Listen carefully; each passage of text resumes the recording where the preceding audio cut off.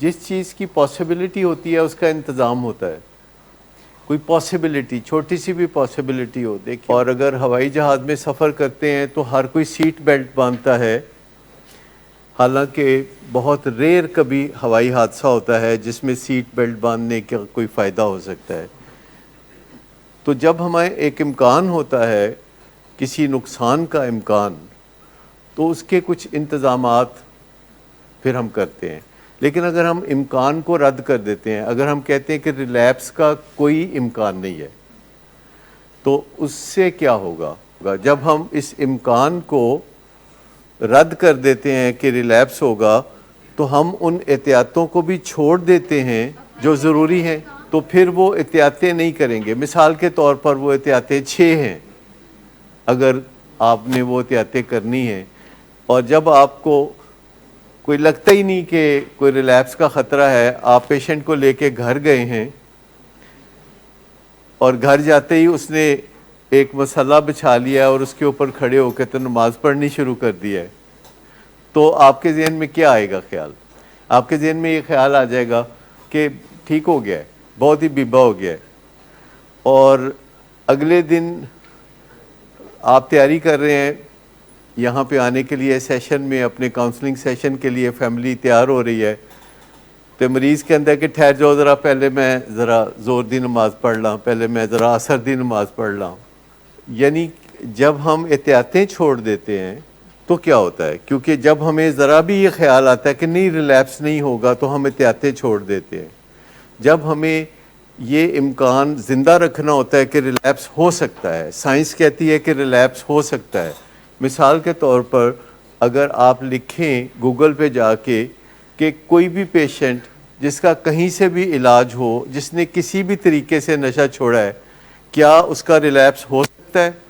تو اگلا سوال آپ یہ کرتے ہیں کہ اگر ریلیپس ایک امکان ہے، ایک ٹھوس امکان ہے ریلیپس کا، تو جس چیز کا امکان ہوتا ہے تو اس کو پریونٹ کرنے کے لیے بھی تو کچھ کرتے ہیں نا آپ.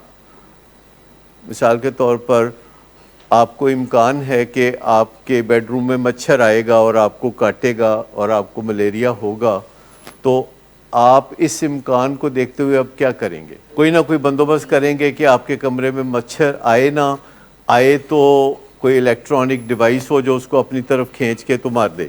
تو جب ہم امکان پہ غور کرتے ہیں کہ کسی چیز کا امکان ہے کہ نہیں ہے، تو شروع میں ہمیں برا تو ویسے لگتا ہے، لیکن اب کرنا کیا چاہیے؟ کہ اگر یہ بات ہے number 8 consider the possibility of relapse, اب آپ نے سوچ لیا کہ ریلیپس ہو سکتا ہے، تو اب آپ کا سبجیکٹ کیا ہے، آپ کی اسٹریٹجی کیا ہے؟ Relapse prevention.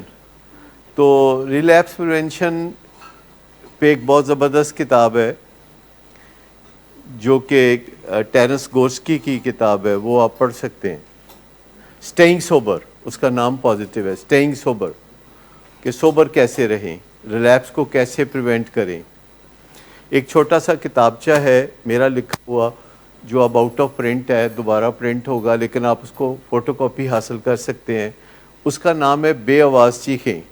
اس سے آپ کیا مطلب لیتے ہیں؟ کسی بندے کی بے آواز چیخیں.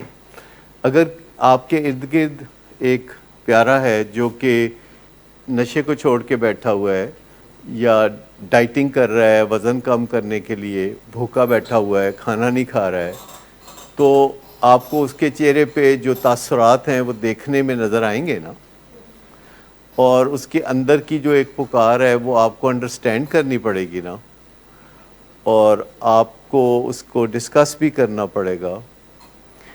وہ بے آواز چیخیں نام کا ایک چھوٹا سا کتابچہ ہے جو بتاتا ہے کہ کس طرح ریلیپس ایک آہستہ آہستہ ہونے والا پروسیس ہے.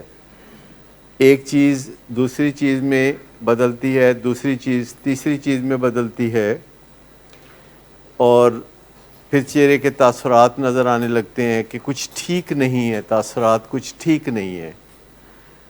لیکن بندہ پوچھتا نہیں کیونکہ اسے ڈر ہوتا ہے کہ میں پوچھوں گا تو پتہ نہیں کوئی ناراضگی ہو جائے گی، پتہ نہیں میرے خدشات سچ ثابت ہو جائیں گے،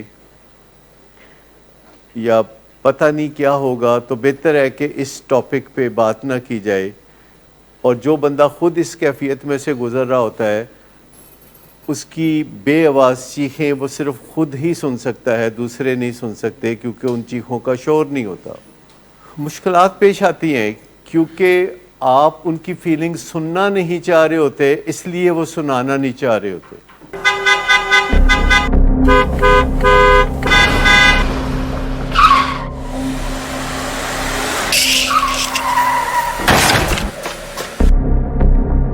گھٹیا انسان، اتنی دیر سے گیٹ کیوں کھولا؟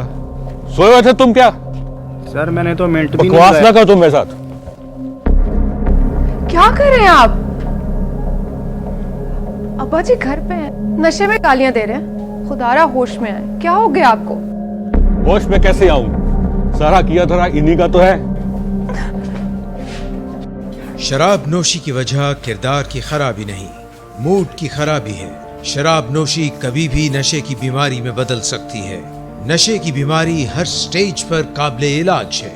مدد حاصل کیجیے کیونکہ وہ ایسا نہیں کرے گا. ولنگ ویز سے مدد حاصل کیجیے، کہیں سے بھی مدد حاصل کیجیے، لیکن فوری مدد حاصل کیجیے. جس معجزے کے انتظار میں آپ نے بہت دیر کر دی اب وہ دستک دے رہا ہے. مدد حاصل کیجیے، مدد حاصل کیجیے، مدد حاصل کیجیے.